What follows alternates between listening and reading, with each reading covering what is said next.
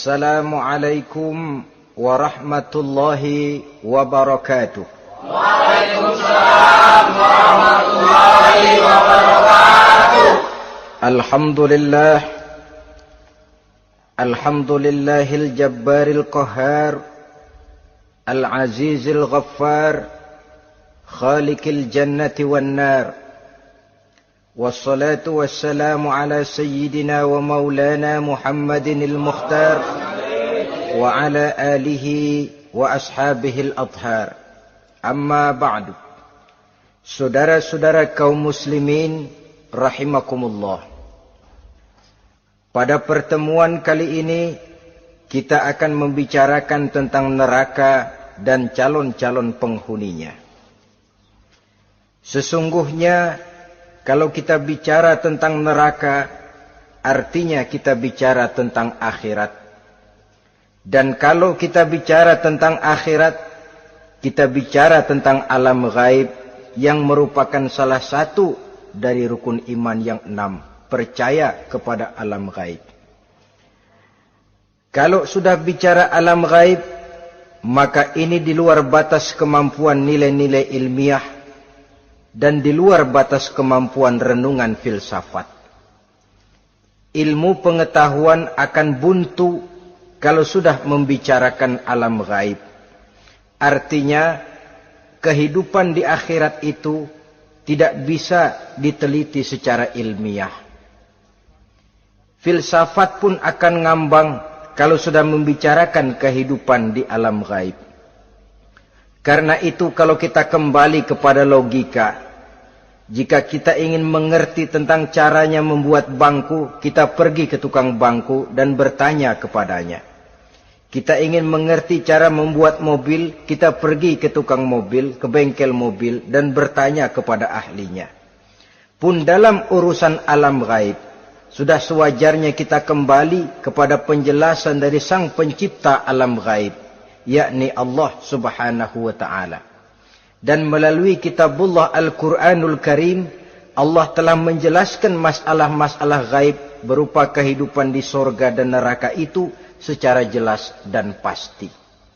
Dengan kata lain, di dalam membicarakan tentang neraka ini, yang menjadi dasar daripada pemikiran kita adalah rasa iman kepada Allah subhanahu wa ta'ala. Karena soal neraka tidak pernah bisa dibuktikan dengan ilmu pengetahuan. Tidak bisa diselidiki sebab orang yang sudah pulang ke sana pun tidak pernah kembali lagi kemari untuk kita tanya bagaimana hal ihwal keadaan di sana. Saudara-saudara kaum muslimin rahimakumullah. Neraka dalam istilah Quran selalu disebut dengan narun, yaitu suatu tempat di akhirat nanti yang wujudnya berupa api yang bergejolak, bernyala dengan teramat dahsyatnya, sehingga dapat mengelupaskan kepala setiap orang dan menjulang ke hati. Diriwayatkan oleh Imam Bukhari dan Muslim bahwa Rasulullah sallallahu alaihi wasallam pernah bersabda, Narukum hazihi allati tuqiduna juz'un min 70 jazaan min harri jahannam. Qalu wallahi in kanat lakafiyatun ya Rasulullah. Qala fa innaha fadlat bi 69 jazaa. Apimu yang kamu pakai di dunia ini, kata Nabi, untuk memasak, untuk menyalakan lampu, api yang kau pakai di dunia ini cuma satu bagian kecil dari 70 kali bagian panasnya neraka jahanam.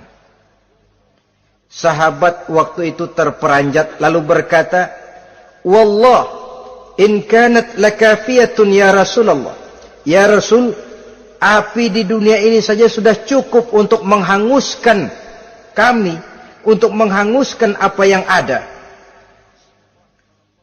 Bersabda Rasulullah sallallahu alaihi wasallam, maka sesungguhnya api neraka itu dilebihkan panasnya dengan 69 kali daripada panasnya api di dunia ini. Jadi sepanas-panasnya api yang pernah kita rasakan di dunia ini, maka api di neraka nanti 69 kali lebih panas dari api yang kita rasakan paling panas di dunia. Hadis yang senada dengan penjelasan ini di samping Jawahirul Bukhari, kita bisa menemukannya dalam Mukhtasar Tazkiratul Qurtubi dan Mukhtasar Ibnu Abi Jamrah misalnya. Saudara-saudara kaum muslimin rahimakumullah. Sehingga boleh jadi seringan-ringan azab penduduk neraka di akhirat nanti, kata Nabi, seorang yang di telapak kakinya diletakkan kerikil neraka yang sangat kecil, lalu mendidih otaknya. Itu seringan-ringannya. Di tapak kakinya diletakkan kerikil neraka yang oleh karena panasnya lalu mendidih otaknya. Itu yang paling ringan. Gak apa-apa. Cuma segitu aja. Di telapak kakinya ditaruh kerikil, otaknya lalu jadi mendidih karena menahan panas. Pantas kalau satu hari Luqmanul Hakim pernah memberikan nasihat kepada anaknya, kata beliau, "Anakku, kerjakanlah dosa seberapa kekuatanmu menanggung azab Allah. Dan laksanakan ibadah seberapa hajat dan keperluanmu kepada Allah. Berapa banyak hajatmu kepada Allah, begitulah kamu harus beribadah. Kalau kamu merasa tidak berhajat dan tidak perlu apa-apa kepada Allah, ya tidak usah ibadah." Logikanya kan begitu. Saudara-saudara, dalam hidup ini ada enggak yang enggak perlu kepada Allah? Ada enggak? Seluruh kita memerlukan Allah. Karena itu Luqman betul dengan bahasa diplomatis, "Anakku, kerjakan ibadah seberapa hajatmu kepada Allah. Makin banyak hajatmu kepada Allah, makin banyak hendaknya kamu melaksanakan ibadah. Tapi kalau kamu sudah merasa bisa hidup tanpa Allah, persilahkan kamu tidak usah ibadah." Sebaliknya, kerjakan dosa seberapa kekuatanmu menanggung azab siksaan Allah.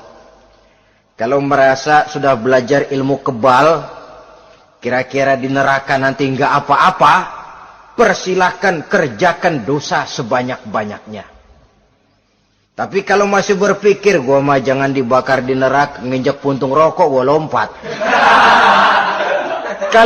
Kalau masih berpikir ke situ, ya hati-hati, saudara-saudara. Nah, sebagaimana surga, neraka pun ada pintu-pintunya. Dan yang melalui pintu-pintu itu sesuai dengan dosa yang dia kerjakan pada waktu kehidupannya di dunia ini. Jadi setelah manusia diadili, mereka kumpul di padang mahsyar beramai-ramai. Yang mendapat kitab di tangan kanan, yang selamat dari proses pengadilan, yang sudah nyata lebih banyak kebaikannya daripada kesalahannya, wajah mereka berseri-seri. Tapi yang rapotnya merah, yang timbangannya lebih banyak kejahatannya, mereka mukanya udah pada gulem. Di tengah itulah kedengaran pernyataan dari Allah Subhanahu wa taala, "Salamun qaulan min Rabbir Rahim." Ada ucapan selamat dari Allah, Tuhan yang Maha Pengasih dan Maha Penyayang. "Salamun alaikum." Selamatlah kamu, wahai orang-orang yang kelak akan sampai ke surga. Yang lulus di pengadilan dapat ucapan selamat dari Allah. Tapi pada saat itu juga Allah mengatakan, "Wamtazul yawma ayyuhal mujrimun." Pada hari ini, semua orang-orang yang kurang ajar, supaya minggir. Wamtazul yawma ayyuhal mujrimun. Orang-orang yang durjana, kelompok durhaka, para pembuat dosa, misah hari ini, minggir semuanya. Kamu akan digiring ke dalam neraka. Saudara-saudara kaum muslimin rahimakumullah. Baik mereka yang akan menuju surga, baik mereka yang akan masuk ke dalam neraka, sama melintasi satu jembatan yang melintang di atas neraka.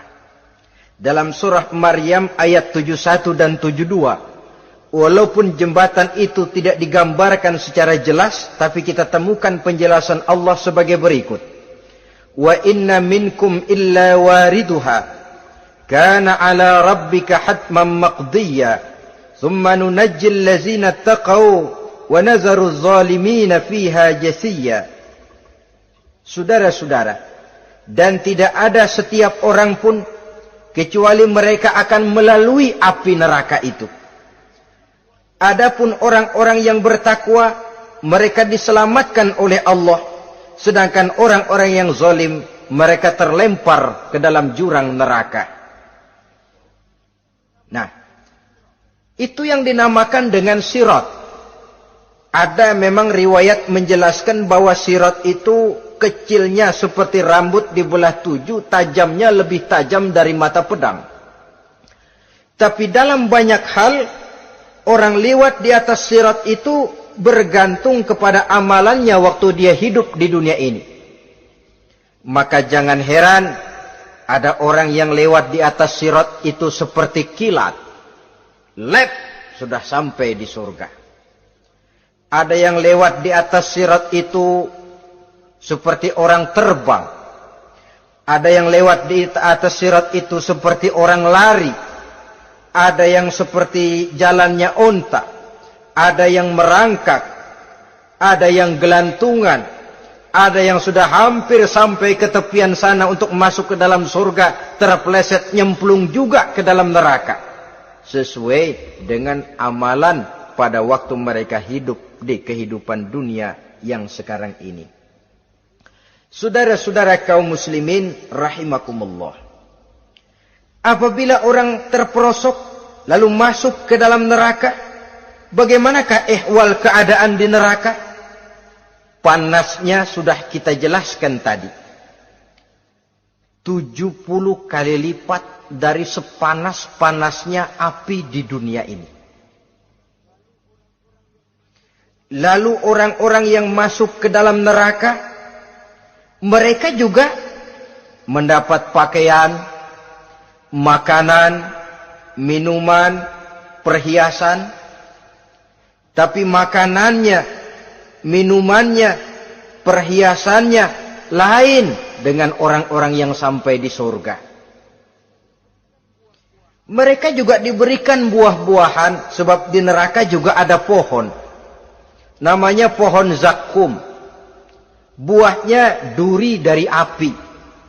Dan itu yang akan jadi lalap makanannya orang-orang neraka. Di dalam surah As-Saffat ayat 64-65 Allah subhanahu wa ta'ala menjelaskan, Innaha syajaratun takhruju fi aslil jahim tal'uha ka'annahu ru'usus syayatin. Sesungguhnya pohon zakum itu adalah satu pohon yang akarnya keluar dari dasar neraka, yang buahnya seperti kepala setan. Ini sudah untuk bahasa yang sangat menyeramkan ini. Pohon itu tumbuh dari dasar neraka, buahnya mirip kepala setan. Itu akan dijadikan makanannya orang-orang yang ada di dalam neraka. Perhiasannya apa? Surah Al-Insan ayat 4. Inna a'tadna lil kafirina salasilan wa aghlalan wa sa'ira. Sesungguhnya kami sediakan bagi orang-orang kafir itu di dalam neraka segala macam rantai, cambuk-cambuk dan belenggu-belenggu neraka terbuat dari api neraka, siap untuk merantai, membelenggu dan mencambuk mereka. Jadi dikasih perhiasan, lehernya dikalungin rantai, tangannya dipakein belenggu, ada cambuk-cambuk yang seluruhnya terbuat dari api neraka.